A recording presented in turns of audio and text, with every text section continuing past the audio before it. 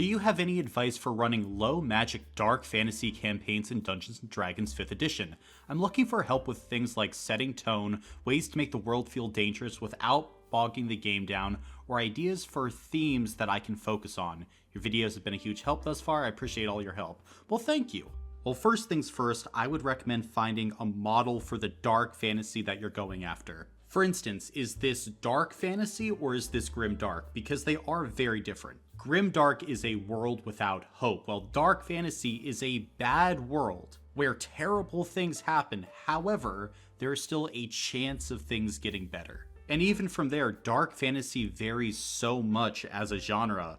The Black Company is very different from Game of Thrones, which is very different from the First Law series. So my number one piece of advice for you would be to find the piece of media that you are modeling your dark fantasy after. Study it, analyze it, figure out how the author or creator of that particular dark fantasy media is making you feel these dark fantasy themes. From there, though, I would really focus on the NPCs in your world. 90% of setting the tone in a dark fantasy campaign comes from the NPCs and how they are reacting to the world around them. If the NPCs in your world are constantly worried about the demons attacking or just getting their next meal, the players will begin to feel the bleakness of the world. When running a dark fantasy campaign, you have to show, not tell, why the campaign world is dark. Some of my favorite ways to do this in dark fantasy campaigns are things like the players going and ordering food. However, the food is exorbitantly expensive because the region is in famine right now. Or they head to a nearby town just to figure out it's deserted. For some reason, all the people were just wiped out in a single night. Seriously, if you just want easy ways to implement dark fantasy themes in your campaign without adding in all these additional mechanics or lingering injury tables, simply really focus on the NPCs reflecting the bleakness of your world. Have a few well-liked NPCs really care about the problems facing people. And I say well-liked for a reason, because there is a tendency in dark fantasy campaigns to make all the NPCs assholes. I would strongly advise against this. You have to give your players reasons to care about your dark fantasy setting. If you don't give them reasons to care, then all of the darker themes that you are planting in the campaign will fall on deaf ears. So because of that, my third tip is to start your campaign, or to have one of the opening areas in your campaign be a relatively normal fantasy town. Give your players time to care about and make connections to the world. Allow them to make friends with a few NPCs. That way, when you actually do start implementing darkness into your fantasy campaign, it has more impact because it doesn't feel normal. Your baseline wasn't dark, bleak campaign world, so the darker themes are going to hit that much more impactfully. Now, if you're looking for mechanical tips on how to make the party feel like they are in a dark fantasy campaign, that's also really simple if you don't want to bog down the flow of your game. Just reduce their resources. For me, when I think of a dark fantasy campaign, I think of worlds where resources are limited. So you might do things like limit the starting items the players could have. Perhaps the players can only start with a dagger or a club. They actually have to work to even just find a regular sword. Of course, you could also begin to limit essential items like food or water. However, we can even take that one step further. Something that I'm using in a current dark fantasy campaign I'm running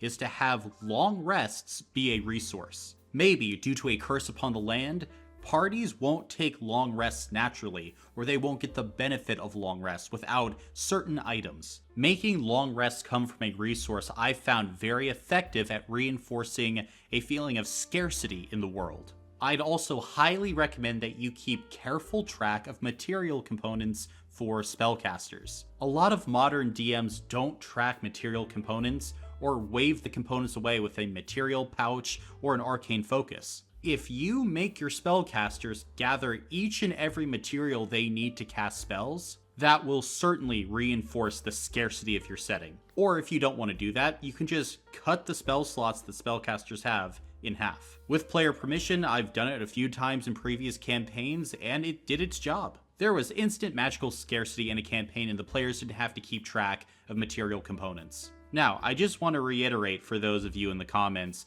that this was done with player consent and talking about this in Session 0. Session 0 is really important, especially for dark fantasy campaigns when you are dealing with, of course, darker themes. I should probably do an entire video on dark fantasy campaigns, but off the top of my head, this is what I got. Next question though, I have watched both of your plot web videos and I am currently having some trouble using them in my campaign.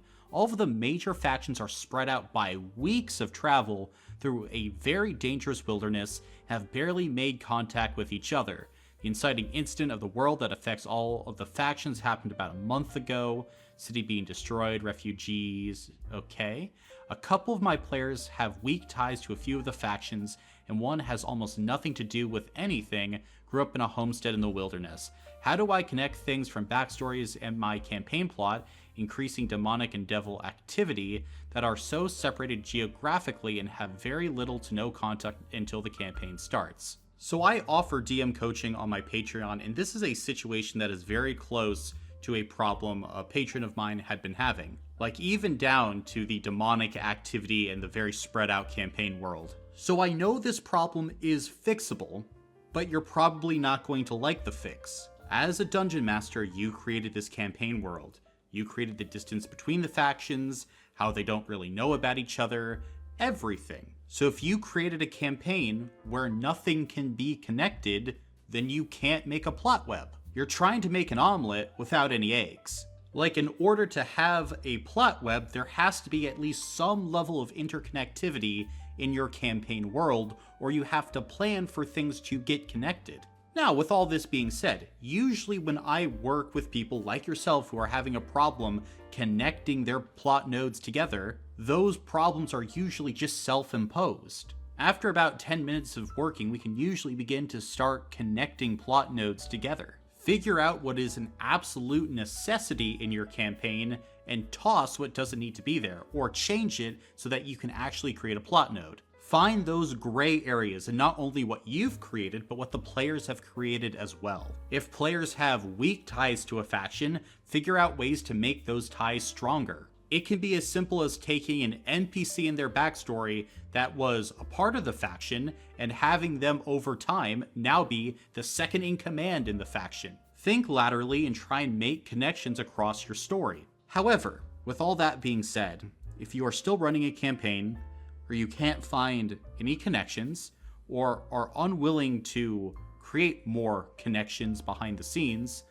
then you're trying to make an omelet with no eggs. That's not to say you still can't run a successful campaign, but you're probably not going to be able to create a plot web and use its interconnectivity to fuel your story.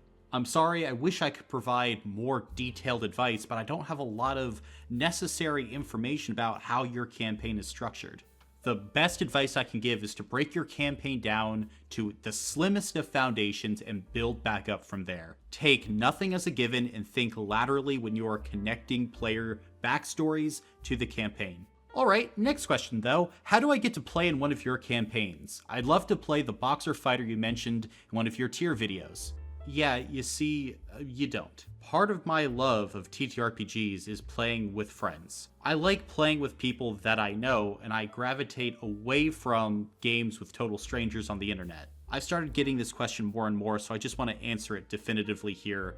You're probably going to not get a seat at one of my tables, just for the fact that I don't know you. Plus, I have like 7 games going a week, so I'm already booked as it is. Who knows, maybe sometime down the line, I'll run a patron-only campaign. That might be fun to do, but for now, I have to respectfully decline any offers for you to join my games. That's for anyone out there. Alright, next question. How do you decide BBEG health based on party size and level? Very simply, take the total health of your party, add about 10 to 20% on that, and you have your BBEG health. Seriously, it's as simple as that. If your party combined has 100 hit points, your BBEG should have between 110 and 120 hit points. There are some more nuances here and there, but you can go check out my damage calculation videos for more information on that.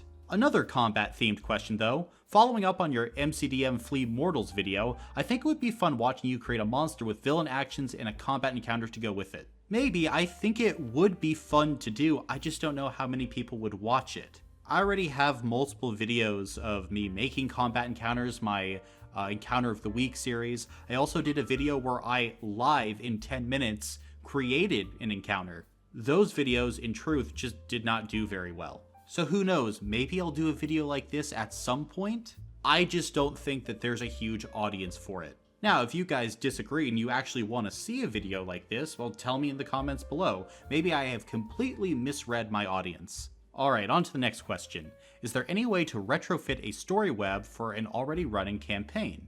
Well, ideally, nothing would change. You're still breaking down player backstories, you're still identifying plot nodes, and you're figuring out how everything connects. If you're constructing a plot web for a story that's already going, and you're finding that things aren't connecting, then you just begin to make those connections. Again, when you're using a plot web, it's not you create one thing at the beginning of a campaign and you just leave it. Running a TTRPG game is an ongoing process of revision. You should be constantly revising your plot web.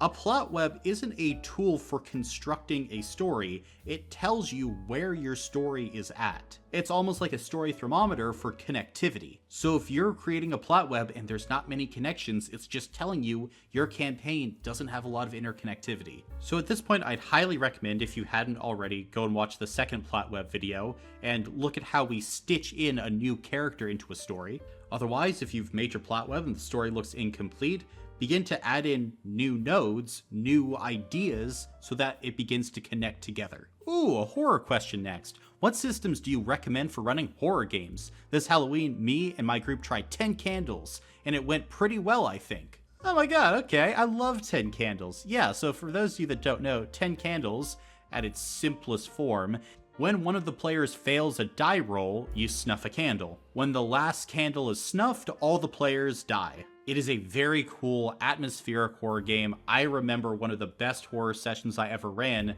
Me and a bunch of friends ran 10 Candles in the Adirondack Mountains in New Hampshire. It was so spooky watching the candles slowly begin to die until there was just one single flame that we were all huddled around. And I think that's what the best horror systems do.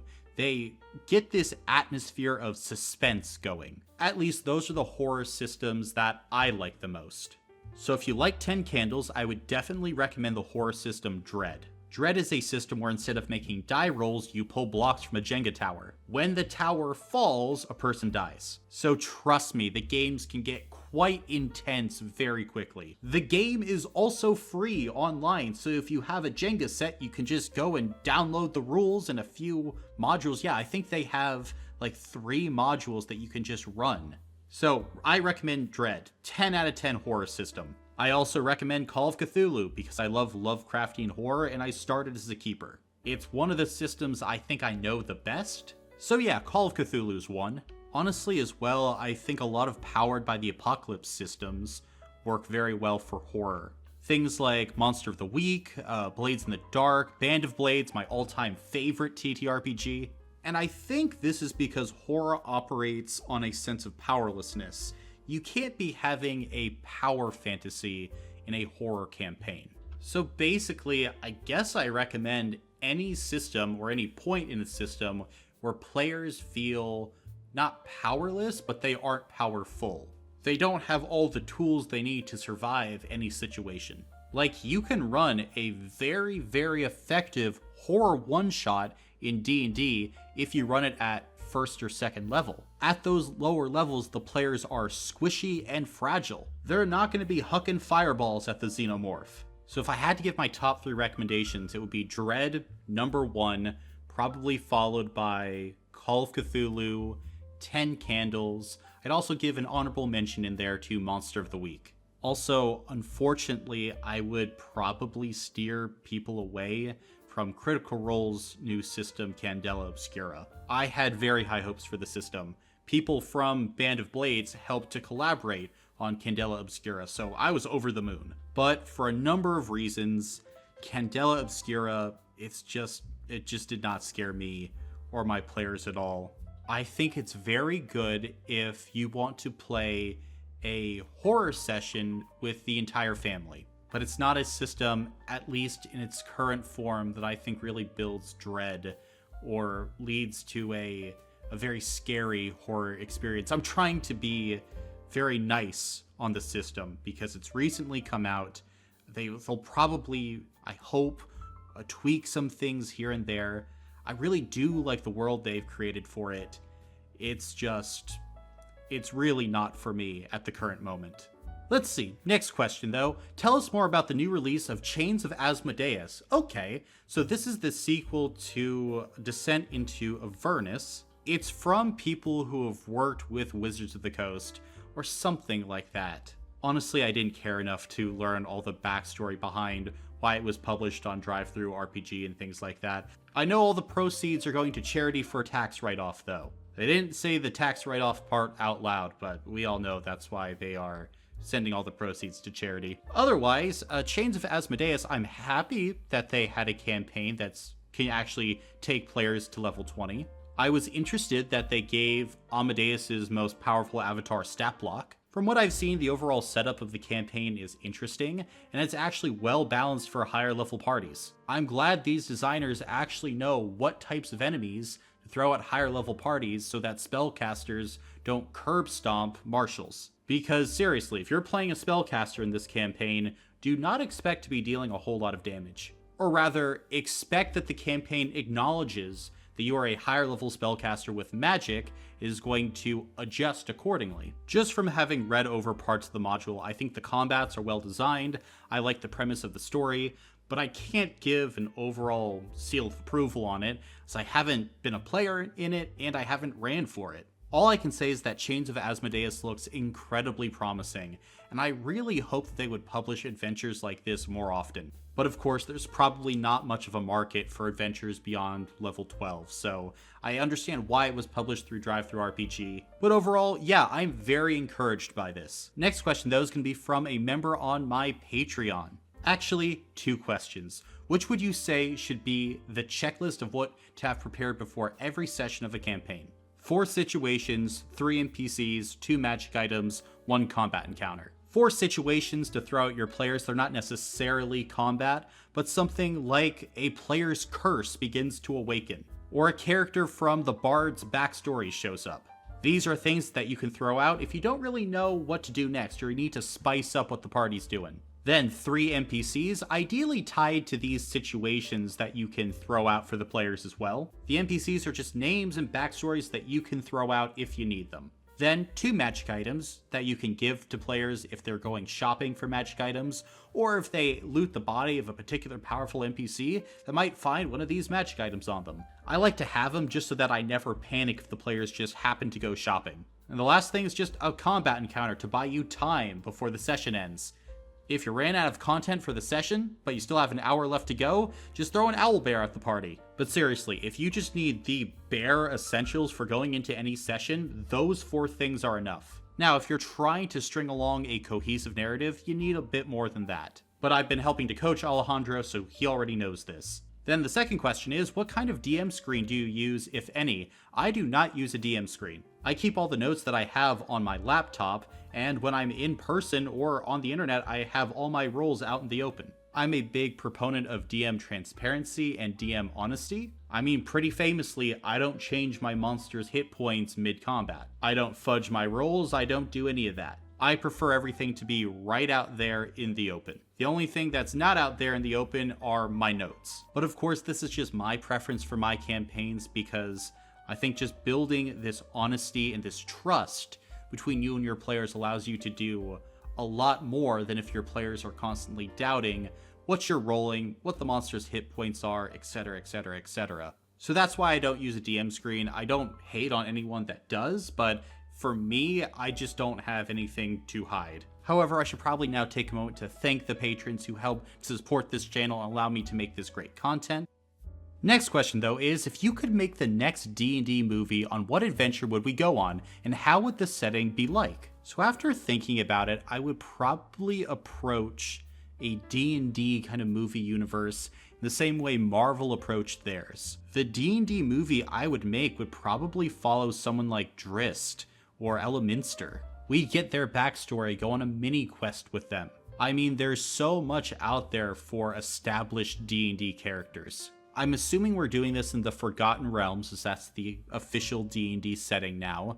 So I would pick 4 or 5 of the best characters in the Forgotten Realms. Probably 4, so we could have a pretty cohesive party. I'd give each character a mid-sized movie, and I would try to give directing duties to influential rising directors. I try and make unique feeling movies for each of these characters. Like, the entire goal of the first 4 movies would be to introduce the characters and make the audience fall in love with them. Maybe we tie in the BBEG to 1 or 2 of these characters' backstories, but at the end of the day, I want to make the audience fall in love with the party. And then the culmination of the arc would probably be fighting a demon prince, maybe Tiamat, could be a Tarask, I don't know. I'd want to capture the personal, interconnected stories that I think have caused this D&D renaissance. Because this is what Honor Among Thieves got right. A D&D story is about the characters. It's about lovable hijinks with a heart of gold. So that's what I'd love to put forward, a series of movies that focuses on character, where when you go and sit down for a D&D movie, you can expect a fun story with a heart of gold, with characters that you can get attached to and root for. And if you've read the Drizzt books, I don't think there's a better character than Drizzt to do that for an audience. So yeah, long-winded answer, but my D&D movie would follow Drizzt in the Underdark. We'd escape the Drow, fight some Mind Flayers, meet Canterbury. It'd be a fun time, and ideally we'd get it done under $60 million. Ideally, we constrain the budget a bit, so we have to focus on character. Next up though, maybe I missed it, but I've scoured your YouTube, your website, your Patreon. Damn, you really have. What is your background in the hobby? It's cool that you're offering your opinion on D&D. What's your story as a gamer/hobbyist? I don't know if it really matters that much. I'm just a guy that likes TTRPGs. I think I've said it before, but I got my start in Call of Cthulhu, moved over to D&D because that was the predominant game everyone's playing. Now I play like 1 D&D game a week, and mostly I play other systems. I had been helping people for years run their own games in a bunch of different systems, and I just thought, hey, I'll put a bunch of videos on YouTube so that if my friends had a question or their friends had a question, I could just point them to a video and say, look, just look at that one. I said everything I was going to say there. And then like 1,000 of you found the channel, and that plan went out the window rather quickly. So yeah, I'm just a guy that probably plays more TTRPGs than 99% of people out there, and just want to help you run better TTRPGs. That's it. Now I kind of want to do a new section in these videos though to close them out, because I don't really want to do a campaign guide for Solondis, but I think it would be a good middle ground to just update the audience what's happening in the Solondis West Marches campaign right here. As of the time of recording this video, Session 1 hasn't happened yet. However, we have completed Session 0 and it went off swimmingly. So far, the campaign has about 10 players that are ready to go. Their backstories have all begun to slowly trickle in over time. I've begun to notice a nice collective theme in the backstories of self-sacrifice, perseverance, and dealing with loss, so that's something I'm taking into account as I'm constructing my own plot web for this campaign. Overall, we're putting the finishing touches though on Session